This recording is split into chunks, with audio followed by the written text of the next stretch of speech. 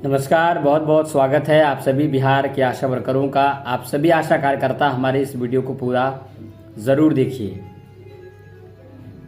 हमारी बिहार के जो भी आशा कार्यकर्ताएं हैं, आप लोगों का अगर पेमेंट आ गया है तो भी आप हमें कमेंट बॉक्स में लिखिए कितने महीने का पेमेंट आपके खाते में अब तक आया है। और जिन आशा कार्यकर्ताओं का पेमेंट अभी तक खाते में नहीं आया है, वह आशा कार्यकर्ता भी हमारे कमेंट बॉक्स में लिखे कि आखिर उन्हें कितने महीने तक का पेमेंट नहीं मिला है। बहुत बड़ी समस्या के बारे में हम बात करने वाले हैं, इसीलिए आप हमारे साथ इस वीडियो को पूरा ज़रूर देखिए। जैसा कि आप जानते हैं कि पेमेंट मिलना शुरू हो चुका है, आशा वर्करों को पेमेंट अब मिल रहा है। लेकिन सबसे बड़ी समस्या यह आ रही है कि पेमेंट तो मिल रहा है, लेकिन वो पेमेंट है सिर्फ और सिर्फ राज्य राशि। यानी अभी आशा कार्यकर्ताओं को सिर्फ और सिर्फ राज्य राशि ही मिल रहा है और पेमेंट का कोई एक निश्चित मानदंड नहीं है। यानी अलग जगहों पर अलग अलग तरीके से पेमेंट आ रहा है। कुछ जगहों की आशा कार्यकर्ताओं का 1 महीने का पेमेंट आ रहा है, तो कुछ जगहों के आशा कार्यकर्ताओं के खाते में 2 महीने का पेमेंट आ रहा है, जबकि पूरे बिहार के आशा वर्करों का पेमेंट लगभग 7 महीने से रुका हुआ है। तो 7 महीने का पेमेंट रुका हुआ है, लेकिन कुछ आशा कार्यकर्ताओं के खाते में सिर्फ और सिर्फ 1 महीने का पेमेंट आ रहा है, और वो भी राज्य राशि। और कुछ आशा कार्यकर्ताओं के खाते में 2 महीने या फिर 3 महीने का पेमेंट आ रहा है, लेकिन वो भी सिर्फ और सिर्फ स्टेट अमाउंट यानी कि राज्य राशि। अब सबसे बड़ा सवाल ये उठता है कि आखिर केंद्र राशि कब तक मिलेगी, क्योंकि अभी जहां तक हमने पता किया है, जितनी भी आशा कार्यकर्ताओं के खाते में पैसे भेजे गए हैं, वो पैसे सिर्फ और सिर्फ राज्य राशि का ही है। सेंट्रल अमाउंट 1 रुपया भी नहीं आया है। तो इसमें सबसे बड़ा सवाल उठता है कि आखिर ये सेंट्रल अमाउंट क्यों नहीं आ रहा है, सिर्फ और सिर्फ राज्य राशि ही क्यों आ रहा है, ये सबसे बड़ा सवाल है। और एक बड़ा सवाल ये भी है कि कुछ जगहों पर आशा कार्यकर्ताओं को 1 महीने का पेमेंट मिल रहा है, तो कुछ जगहों पर 2 महीने का पेमेंट या फिर 3 महीने का पेमेंट मिल रहा है। तो आखिर ऐसा क्यों? तो तमाम चीज़ों के बारे में हम जानेंगे, इसीलिए आप हमारे साथ इस वीडियो को अंत तक ज़रूर देखिए।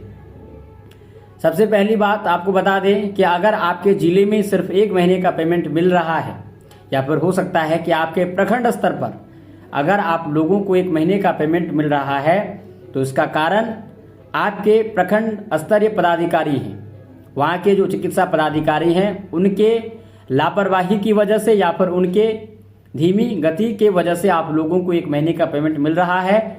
जो डिजिटल सिग्नेचर होता है, MOIC के द्वारा उसका वेरिफिकेशन होना, इन चीज़ों में देरी होने के कारण या फिर डॉक्यूमेंट वेरिफिकेशन के कारण देरी हो रहा है, जिस वजह से सिर्फ और सिर्फ आपके वहाँ 1 महीने का पेमेंट भेजा गया है। या फिर ऐसा भी हो सकता है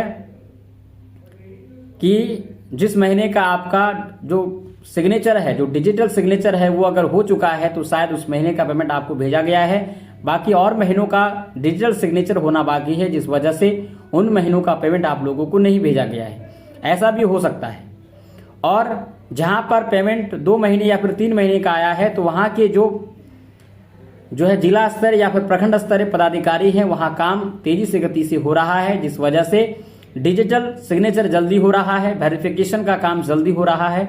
इस वजह से पेमेंट भी जो है जल्दी भेजा जा रहा है और 2 महीने या फिर 3 महीने का पेमेंट भेजा जा रहा है। लेकिन सबसे ध्यान देने वाली बात यह है कि अभी तक मैंने जहां तक पता किया है, जहां तक मुझे पता चला है, जिन भी आशा कार्यकर्ताओं को पेमेंट मिला अब तक, उनमें से किसी भी आशा कार्यकर्ता को सेंट्रल अमाउंट नहीं दिया गया अभी तक। सिर्फ और सिर्फ स्टेट अमाउंट ही दिया गया, 1 महीने का, 2 महीने का, 3 महीने का। तो आप लोगों को बता दें कि ये सेंट्रल अमाउंट जो है आप लोगों के खाते में कब तक भेजा जाएगा। तो जो हमें जानकारी मिली है उसके हिसाब से अगर आपको हम जानकारी दें, तो ये पेमेंट आप लोगों को मार्च क्लोजिंग से पहले हर हाल में मिलेगा। ये जानकारी जो है मुझे मिली है, जो मैं आप तक साझा कर रहा हूँ। आप लोग निश्चित रहिए, मार्च क्लोजिंग से पहले, यानी कि जो फाइनेंशियल ईयर आने वाला है 26-27 का, उससे पहले आप लोगों को, यानी जैसे ही 1 अप्रैल शुरू होगा, उससे पहले ही आप लोगों के खाते में जो भी बकाया राशि है, चाहे वो केंद्र राशि हो या फिर स्टेट अमाउंट हो, हर राशि आप लोगों को भेजा जाएगा आपके खाते में। कोई भी प्रॉब्लम नहीं होगी, कोई भी समस्या नहीं होगी। आप लोगों को मार्च क्लोजिंग से पहले यानी वित्तीय वर्ष शुरू होने से पहले आप लोगों को पेमेंट भेजा जाएगा। इसलिए आप लोग इसको लेकर चिंता बिल्कुल भी मत करिएगा। लेकिन हाँ, देरी हो सकती है। हम जानते हैं कि अभी जिस तरह से आप लोगों ने ये जो होली का पर्व भी मनाया होगा, कितनी दिक्कतों से आपने इस होली के पर्व को सेलिब्रेट किया होगा, क्योंकि कई महीने से लगातार 7 महीने से पेमेंट नहीं मिलना, और इन 7 महीनों से पेमेंट न मिलने के बाद भी अपने फैमिली को जो है संभालना, अपनी फैमिली का भरण पोषण करना बहुत बड़ा क्रिटिकल सिचुएशन होता है। लेकिन आपने इन सिचुएशन को संभाला है। लेकिन इसमें सारी गलती सरकार की है, सरकार के कर्मचारियों की है, स्वास्थ्य विभाग के तमाम कर्मचारियों की है, जिन्होंने ये बड़ी गलती की है। इसके लिए जो है सरकार को मुआवजा भी देना चाहिए, जो कि नहीं मिलेगा, क्योंकि जब मानदेय कर्मी का दर्जा नहीं मिल पा रहा है बिहार में आशा वर्करों को, उनको सम्मान नहीं मिल पा रहा है, कोई निश्चित मानदेय नहीं मिल पा रहा है, तो मुआवजा की बात तो बहुत दूर की है।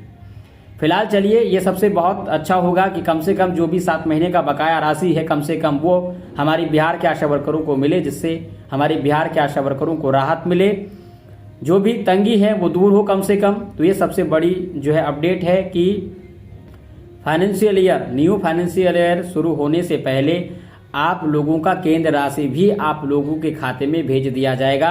ये सबसे बड़ी अपडेट है।